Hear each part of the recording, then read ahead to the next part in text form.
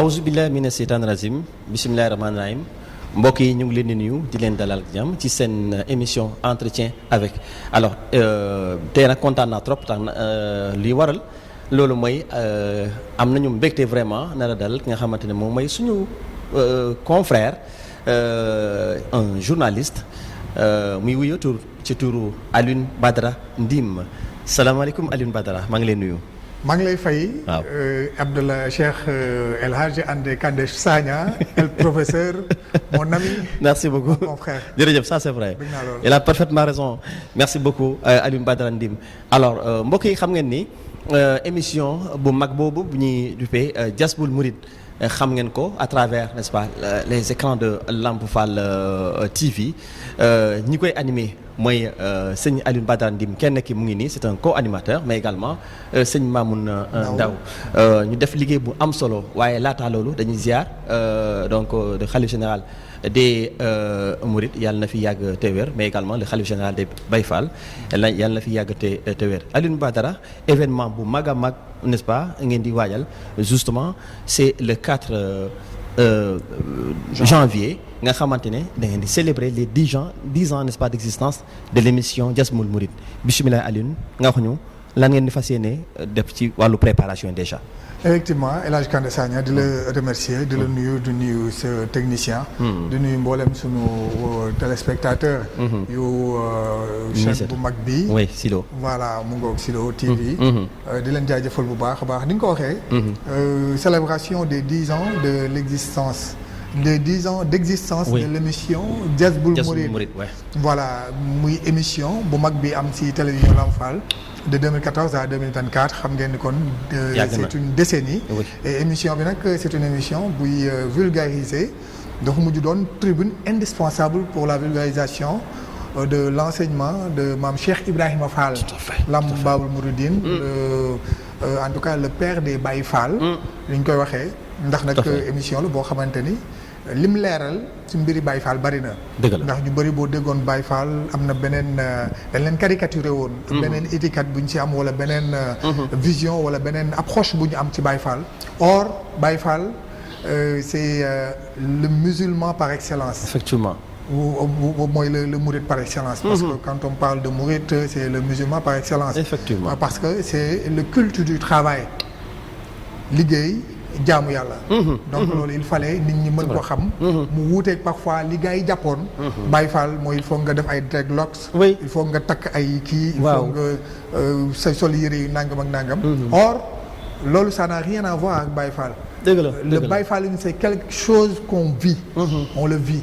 mais pas du folklore wala loo xamante ni moom lañ kii donc nag émission bi à travers ces 10 ans si ndigalu le khalife général des Baye Fall d'alors Serigne Cheikh Jëmb Fall d'ailleurs moom la ñu war a sax rendre hommage ci événement boobu incha allah donc ci la ñu taxawalee émission bi di ko def fii ci Lamp Fall communication di si delloo njukkal aussi borom Lamp Fall di Alioune Thioune parce que à travers son média c'est le message bi jàllee ba tey répandre à travers le monde ñëpp di ko bàyyi xel di bëggee émission bi donc émission bi loolu moom moo ko taxoon a jóg ngir leeral dëgg lan mooy Baye Fall te Baye Fall mooy le musulman par excellence alors émission bi dafa am apport bu mu indi parce que wax nga ko dafa wane vraie image effectivement Baye Fall ci wàllu liggéey ci wàllu jaamu yàlla déjà à l'une 10 ans c'est pas une mince affaire donc on va venir un peu dans ci célébration mais concrètement liggéey bi dama bëgg vraiment nga ñëwaat encore vraiment à travers les 10 ans là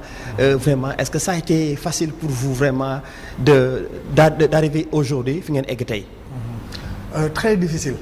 très difficile. c'est vrai. mais difficulté yi ngay rencontrer parfois doo ko yëg. c'est vrai ndax amour bi la ñu porté. parce que étant Baye Fall. c'est vrai. kon donc ay Baye Fall ñoo koy def. dëgg la am amour bi bokk ci xam les réalités donc coono boo ci mën di yëgit ci début bi. boo paree sa réalisation pratiquement day mel ni mosoo yëg say yëg coono. c'est vrai donc ça nous a permis d'aller partout dans le monde. Mais justement voilà, parce que fi ñu njëkkee mooy à l'intérieur du pays. oui c'est ça foo xalaat si dëkk yi nga xamante ni war nañ fa mën a am source claire c'est formidable dem nañ fa pour ressourcer wu pour ñëw source boobu ñu ñëw partager ko ak les téléspectateurs mais cette émission aussi yóbbu nañu à travers le monde la diaspora parce que si diaspora bi aussi soo gisee lan moo tax ñu ne diaspora sénégalaise bokk nañ si ñi gën a discipliné ci àdduna bi dëkk boo dem gars yi jox nañ leen cër lool du dara lu dul dañoo copier l'enseignement de Mame Cheikh Ibrahima Fall à travers le mouridisme parce que parfois on parle de Serigne Touba Khadim Rassoul mais Serigne Touba il est d'une autre dimension c'est vrai voilà c'est vrai donc Cheikh Ibrahima Fall moo ñëw wane Serigne Touba daal di tracer en tout cas voie bi ñu mën a jaar ba jëriñu si Serigne Touba Khadim Rassoul te voie boobu du dara lu dul le culte de la spiritualité et du travail oui seulement ndax koo xamante ni en 1800 avant en tout cas Serigne Touba di dem si géej gi non juste après 1895 oui c'est ça il était millionnaire parce que il détenait waaw pratiquement moo yoroon économie bu Saint-Louis parce que il détenait à lui seul 50 magasins au niveau de Saint-Louis alors de capitale de l'Afrique occidentale française effectivement ce n'était pas évident Carrefour la woon ñëpp a ngi fa woon mu ñëw su imposé par le culte du travail détenir ay terres di ko cultiver jël personnel bi mooy taalibe yi placé leen ci yenn liggéey secteur informel bi daanaka moo ko teewoon loolu laa bëggoon wax. c'est vrai à Ndar à Saint-Louis donc kooku noble la woon ba pare doon servir dëkkam. parce que ci archive am na difficulté bu l'administration française amoon. ba seen monnaie bi naroon am problème. Serigne Touba Khadim Rassoul appuyé wu leen ne $500,000 mais à Mame Cheikh Ibrahima Fall seul. appuyé na leen à 50 000 jamono jooju donc il était riche il était noble donc ses faits et ses actions jar na di ko jàngal cette génération d'aujourd'hui ñu xam ni Baye Fall du kii tàllal kële di màjjal wala di taxawaalu wala ki ñu gis muy jëfandikoo mais c'est le travail l'abnégation et la spiritualité sellu biir ak biti d'accord donc loolu moom la ñu permettre ñu wane ko bu baax a baax bokk na ci lu ñu gën a marqué diaspora bi maa ngi si doon ñëw sànq eggaliwu ma pratiquement il fallait ñu dem si ñoom partager ak ñoom en tout cas cette mission de vulgarisation loolu moo ñu yóbbu partout en Europe et aux États-Unis on va rester un peu côté boobu sax parce que l'émission ça transcende vraiment les frontières nationales wax nga ko man personnellement je t'ai suivi en France je t'ai suivi aussi dans d'autres contrées aux États-Unis ak yu mel noonu mais li ma gën a frappé mooy ñi nga xamante ne des non-sénégalais c'est ça en fait et cette conquête du monde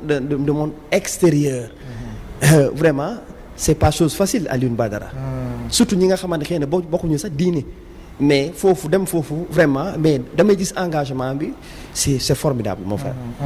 c'est très formidable. parce que am nañ ci ay exemples yu dul jeexal. mënoon nañ ci dëkk lu bari en France en Italie.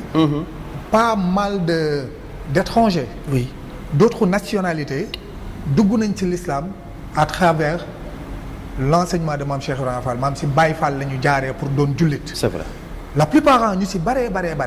parce que li leen gënoon marqué mooy cet esprit de solidarité bi nga xamante ni Baye Fall yi. c'est ça. Le social bi ñuy développé je vous donne un exemple. il y avait une Allemande bu ma rencontré. à Bremen. oui c'est en Allemagne en Allemagne. moom nee na li ko attiré ci communauté bi. du dara lu dul. maanaam esprit de social bi ñuy dund esprit social bi ñuy dund ak solidarité bi voilà baax gi yaatu gi parce que voilà le don de soi jàppale nit te yàlla tax sans aucun intérêt wala nga siy xaar retour loolu moo ko dugg mu leen di fréquenter ba ni mu tuubee dugg ci l'islam donc loolu mun nañ ci joxe ay exemples yu bari à travers le monde c'est vrai. en Europe aux États-Unis en Afrique même Côte d'Ivoire dem nañ la Côte d'Ivoire Grand Bassam voilà, qui marque l'histoire exactement quand même. Ouais. donc da ngay gis la voie tracée par Mame Cheikh Ibrahima Fall son enseignement dafa accessible moo tax ñun am nañ ci responsabilité ngir jéem a xool nan la ñuy wane en tout cas la vraie image de Baye Fall. Oui, tout à fait. Mais waruñu bokk ci ñi koy caricaturer. Non, wala ñi koy étiqueter de. dëgg la en tout cas le combat c'est pas facile et c'est tellement courageux et bien de votre part parce que c'est ça qu'il faut dire. Alors aujourd'hui pour cette journée. nga xamante ne c'est une première édition ñëpp xam nañu première édition c'est pas chose facile. Non. Mais on a vu aussi ba léegi man maa ngi gis vraiment cette détermination nit ñi de tout bas à Dakar les gens se préparent vraiment à ce grand événement. Ça va se passer au CICES. Au CICES, foire de Dakar. Pourquoi le choix foofu est-ce que voilà. Effectivement. Déjà ba ñu idée bi traversé à l'esprit. Ouais. Grand théâtre à vrai dire lañ njëkkoon tànn parce que dañ ni événement bu mel nii ak enseignement wu Cheikh Ibrahima ni mu répandre bu ñëpp pratiquement accepté ni par exemple c'est un enseignement de bu ñëpp accepté nañ ko en tout cas ñu ne peut-être bu ñu wootee àdduna dinañu wuy si kon nañu xool salle bi ñu jàpp ni moo gën a mag mais malheureusement Grand Théâtre problème mu date la ñu amoon ah ouais c'est vrai c'est dañu ni kon première édition bi dañ ko yóbbu CICES heureusement ñu dem CICES à travers ay waxtaan yu ñu am CICES disponible na si ñun donc fa lañ ko bëgg a wootee à la salle de l'unité africaine. Ah mais c'est une grande salle. waaw c'est une grande salle 1200 places mais ragal nañ ni ku teelul ñëw dans place. Effectivement parce que ñu ngi koy waaj bu baax. Avec un programme très alléchant aussi. Voilà ñëwal ci programme bi parce que loolu moom ñu ngi koy xaar lan mooy programme. maanaam programme bi ren dañu jël benn thème. beaucoup plus scientifique l'héritage de Mame Cheikh Ibrahima Fall. D'accord. Fondement spirituel et valeur de progrès pour un Sénégal moderne et inclusif. Pourquoi Hadj Kandé Sagna. Pourquoi ce choix moderne et inclusif. Parce que mooy li ma wax njàngale Mame Cheikh Ibrahima Fall. C'est extraordinaire. yemul ci Baye Fall yi yemul ci Mouride yi. mais gis nga àdduna bu ñu ko comprendre wala ñu épouser ko. cet enseignement mun na defar jamono. C'est vrai. parce que Cheikh Ibrahima mooy li ma la wax sànq li mu woote mooy.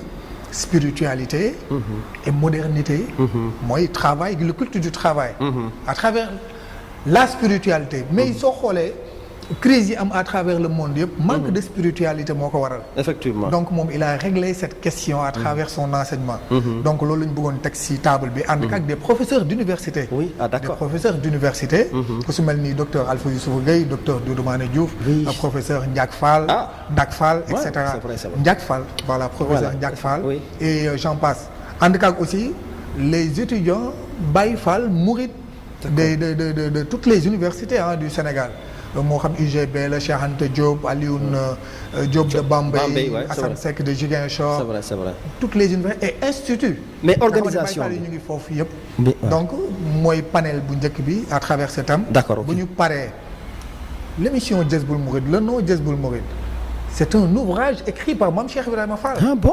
Ah oui c'est le nom de cet ouvrage donc xam naa loolu ñu comme yaa ngi koy doog a xam. donc c'est vrai. contenu émission ba gisee ba contenu livre boobu. waaw dañ lu riche bëgg nañ ci def benn exposé. effectivement nit ñi mën a xam lan mooy contenu wu. livre boobu beneen bi ci des. bu ñu paree am na ay kilifa yu bag. yu yàgg a jaar ci émission bi ñoom ñëpp dañu bëgg bu ñu ñëwee ñu ànd ak ñoom aussi ku si nekk ñu jox le temps de parole bu ñu paree aussi ànd ak ñoom sargal leen. parce que ay mag lañ yoo xam ne seen dund yëpp jeexal nañ ko ci vulgariser l'enseignement de Mame Cheikh Ibrahima Fall jaare ko Sëriñ Tuubaa kon ñooñu dañ leen war a sargal mais également delloo njukkal Alioune Thioune le président directeur général de la télévision Lamp Fall qui a permis en tout cas à donner en tout cas ce cadre ba ñu mën a vulgariser cet enseignement mais Serigne Cheikh Jëmb Fall le défunt khalife général des Baye Fall si magistère am si la lépp tàmbalee donc pratiquement loolu moom mooy doon programme bi incha allah. je sais que l'organisation déjà dafay laaj aussi une bonne organisation parce que nit ñi dañuy jógee fu ne et donc loolu c'est important. on a déjà mis en place un comité d'organisation d'accord voilà composé de jeunes Baye Fall intellectuels mais voilà qui ñoom ñooy chargé wu lu jëm si wàllu restauration bi accueil bi organisation bi de manière générale te ku si nekk distribuer nañ les tâches les rôles ku si nekk xam nga li nga war a def donc 15 heures ku ñëw dinañ la orienter fi nga war a toog di nga fa toog voilà li nga war a def di nga ko def ñu ànd ñun ñëpp sant Mame Cheikh Ibrahima Fall jàngee fa lu bare à travers ba pare dañ koy mettre en direct dañ koy def en direct invité nañ leen seen média bi ngeen ñëw couvrir ko bien sûr xam nga ni moom les gens votent voilà ñu mën ko def en direct vraiment voilà à travers les réseaux sociaux à travers les médias oui c'est important voilà lépp lu ñu si jublu rek mooy gën a feeñal njàngaleem Mame Cheikh Ibrahima Fall El Hadj Kandé. Bon, peut-être une toute dernière question parce que tout à l'heure je sais que tu as un calendrier assez chargé déjà pour décrocher la fille c'est extrêmement difficile mais je le disais tantôt c'est le journaliste aussi Alioune Badara Ndim xam naa il connaît bien les valeurs n'est-ce pas donc qui régissent cette corporation éthique ak déontologie le journaliste xam naa ne da nga utiliser casquette boobu vraiment pour vulgariser vraiment ces messages la corporation le journalisme aujourd'hui comment tu perçois ça?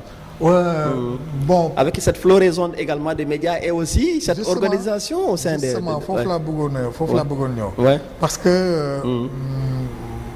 si je peux m'exprimer ainsi bu dee c'est pas un gros mot le journalisme est en train de perdre sa valeur parce que maintenant avec en tout cas la floraison et léegi médias sociaux yi nu mu bëree tout le monde est journaliste maintenant le journaliste tu peux prendre ton téléphone portable nga dem jël voilà jël lu neex après le sens éthique déontologie nit ñu ko doon jàngalee à l'école du caaxaan tey jii ñëpp dañ see dugg song ko xamuñu les règles qui régissent en tout cas ce métier donc c'est ce qui est dommage te c'est difficile c'est trop difficile de canaliser cette floraison de médias de personnes intrus voilà le mot ndax àdduna moo di toll parce que nit ku tëju ci biir néegam di joxe information mën na nekk dans un coin très reculé du monde kooku nan nga ko mën a contrôler c'est difficile donc métier bi moo toll foofu donc il va falloir nag les acteurs des médias def des conclaves daje des assises waxtaanee métier bi nga xamante ni c'est un métier noble xool nan lañ koy réactualiser nan lañ koy contextualiser par rapport ak li nga xamante ne moom moo xew léegi merci beaucoup Alioune Badara Ndim daanaka interview bi jeex na il y a d'autres donc tu as d'autres obligations je sais qu'il y a d'autres médias yoo xamante ne boo fi jógee da nga fay demaat peut-être le cadre bu nga xamante ne moom la ñuy tëjee émission bi di la jaajëfal mon professeur mon journaliste préféré ñoo nekkandoo rédaction nga doon jàmbaar lool macha allah je vous souhaite yaag sa équipe ak seen chaîne bi bon vent et bon courage c'est pas facile yàlla nañu yàlla yóbbu si bis bi ak jàmm te ngeen ñaanal ñu aussi ñu am si ndam ndax jubluwoon si dara lu dul ñëpp jariñu si Mame Cheikh Ibrahima Fall bi nga xamante ne bu ñu xamee njàngaleem waxuma la Sénégal mais àdduna mën naa jag. merci beaucoup jërëjëf Alioune Badara Ndim mbokk yi lii moo nekkoon seen entretien spécial avec Alioune Badara Ndim il est co-présentateur bu émission Jazboul Mouride nga xamante ne def na fukki at te nag vraiment ci engagement am moom ak sëñ Mamoud Ndaw vraiment ñu def liggéey bu am solo lu ko dalee Sénégal ba ca bitim réew wax na ko def na fu nekk dem nañ ci àdduna bi waaye nag li am solo mooy vraiment vulgariser n'est-ce pas les œuvres et le travail n'est-ce pas de Mame Cheikh Ibrahima Fall suñuy référence suñu guide te loolu doon na lu am solo Alioune Badara Ndim di journaliste également te dégg ngeen ko macha allah on aura l'occasion vraiment am ak moom yeneen jotaay bu neexee yàlla merci et à vous également ñi nga xamante ne yéen a ngi seetaan ñu ngi leen di souhaiter d'agréables moments salaamualeykum wa rahmatullahi wa barakatuh